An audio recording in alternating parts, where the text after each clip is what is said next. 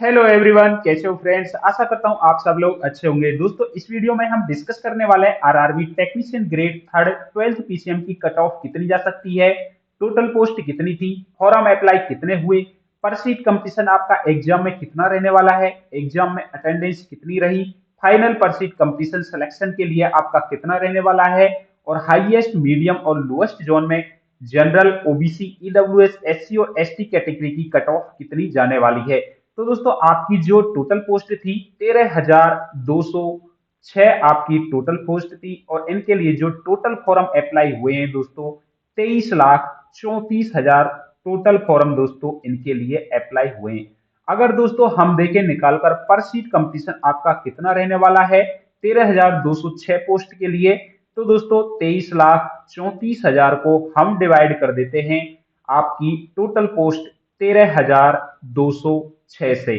तो डिवाइड करने के बाद डेटा सामने निकल कर आता है दोस्तों 176, यानी कि 176 पर स्टूडेंट आपका कंपटीशन रहने वाला है। लेकिन दोस्तों, ये आपका फाइनल पर सीट कंपटीशन नहीं है, क्योंकि दोस्तों एग्जाम में जितने फॉर्म भरे गए हैं उतने स्टूडेंट ने एग्जाम नहीं दिया है, यानी दोस्तों 100% अटेंडेंस नहीं रही है। एग्जाम में आपकी अटेंडेंस रही है दोस्तों 68%। तो दोस्तों, आपकी जो टोटल फॉर्म अप्लाई हुए हैं उनको मैं करके देखता हूं 68%, यानी कि जिससे हमारे सामने डेटा निकल कर आ जाएगा कि कितने स्टूडेंट ने ये एग्जाम दिया है।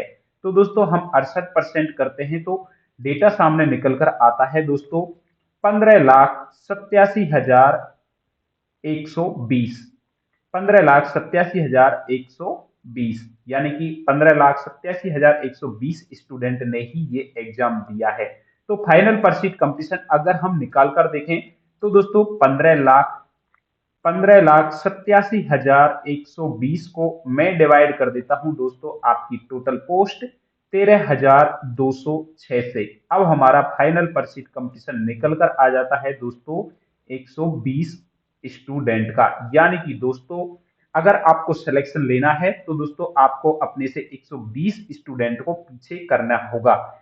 अब 13,206 वैकेंसी आपकी टोटल है, तो इस बेसिस पर दोस्तों आपकी जो कट ऑफ है वो कितनी जाने वाली है। मैं आपकी कट ऑफ तो नहीं बता सकता दोस्तों, मैं ही क्या, कोई भी आपकी कट ऑफ नहीं बता सकता। लेकिन दोस्तों, मैं आपका सेफ स्कोर बता सकता हूं। अगर आपने कैटेगरी वाइज इतने आपका सेफ स्कोर बन रहा है नेगेटिव को हटा करके, तो दोस्तों आप सेफ जोन में हैं। मैंने आपको जोन को हाईएस्ट, मीडियम और लोएस्ट जोन के में डिवाइड किया है। हाईएस्ट जोन में दोस्तों आपकी जो कट ऑफ है हाई देखने को मिल सकती है। यहां पर आपको सेफ स्कोर थोड़ा ज्यादा रखना होगा। इसमें दोस्तों आपका एक जोन शामिल है अजमेर, हाईएस्ट जोन में शामिल है अजमेर। इसके अलावा दोस्तों आपका एक जोन है गुवाहाटी, गुवाहाटी। और इसके अलावा शामिल है दोस्तों आपका मुंबई, मुंबई। मुंबई के अलावा है दोस्तों चेन्नई, और चेन्नई के अलावा है दोस्तों कोलकाता,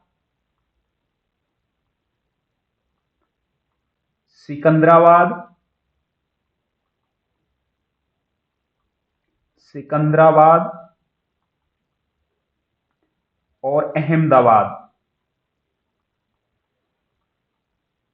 अगर दोस्तों इन जोन में से आपने फॉर्म भरा है तो दोस्तों जनरल कैटेगरी की अगर मैं बात करूं तो दोस्तों आपके नेगेटिव को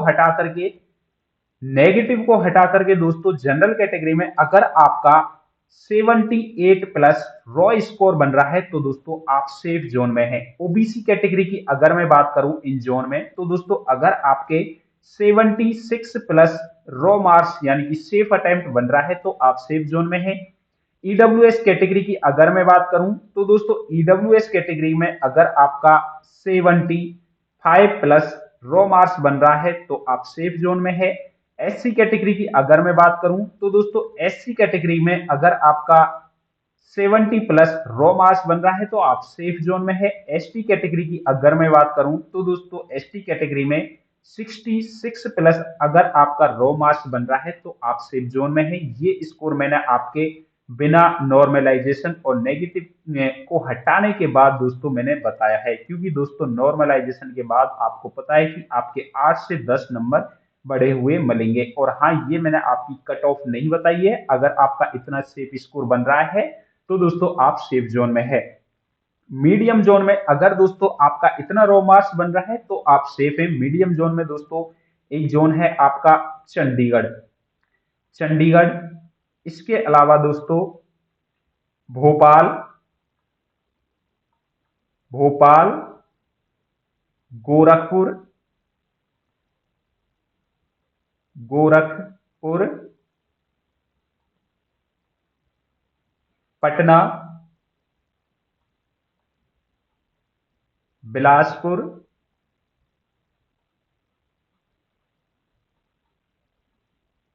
और दोस्तों प्रयागराज, प्रयागराज और रांची।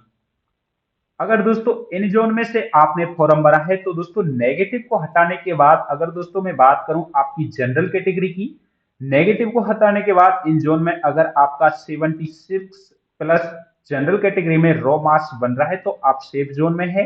ओबीसी कैटेगरी में अगर आपका 74 प्लस रॉ मार्क्स बन रहा है तो आप सेफ जोन में है। ईडब्ल्यूएस कैटेगरी में अगर दोस्तों आपका 73 प्लस रॉ मार्क्स बन रहा है तो आप सेफ जोन में है।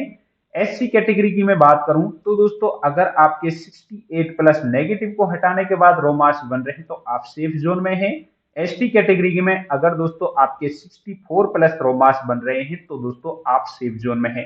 लोएस्ट जोन में इन जोन के अलावा जो बचे हुए जोन हैं अगर दोस्तों उनमें से आपने फॉर्म भरा है तो दोस्तों इतना रो मार्क्स बन रहा है तो आप सेफ जोन में हैं। इनमें एक आपका तिरुवनंतपुरम, तिरुवनंतपुरम, सिलीगुड़ी, सिलीगुड़ी, सिलीगुड़ी के अलावा है दोस्तों आपका भुवनेश्वर, भुवनेश्वर, क्योंकि दोस्तों यहां की कट ऑफ थोड़ी कम देखने को मिलेगी। जम्मू श्रीनगर,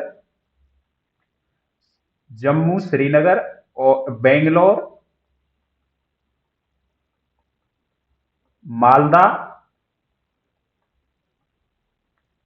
और इसके अलावा मुजफ्फरपुर, मुजफ्फरपुर। अगर दोस्तों आपने इन जोन में से फॉर्म भरा है तो जनरल कैटेगरी में अगर आपके 74 प्लस रो मार्क्स बन रहे हैं तो आप सेफ जोन में हैं। ईडब्ल्यूएस कैटेगरी में अगर आपके 72 प्लस रो मार्क्स बन रहे हैं तो आप सेफ जोन में हैं। ईडब्ल्यूएस कैटेगरी में अगर आपके 71 प्लस रो मार्क्स बन रहे हैं तो आप सेफ जोन में हैं। एससी कैटेगरी में अगर आपके 68 प्लस रो मार्क्स बन रहे हैं तो आप सेफ हैं। एसटी कैटेगरी की अगर मैं बात करूं तो 52 प्लस आपके रो मार्क्स बन रहे हैं तो आप सेफ जोन में हैं।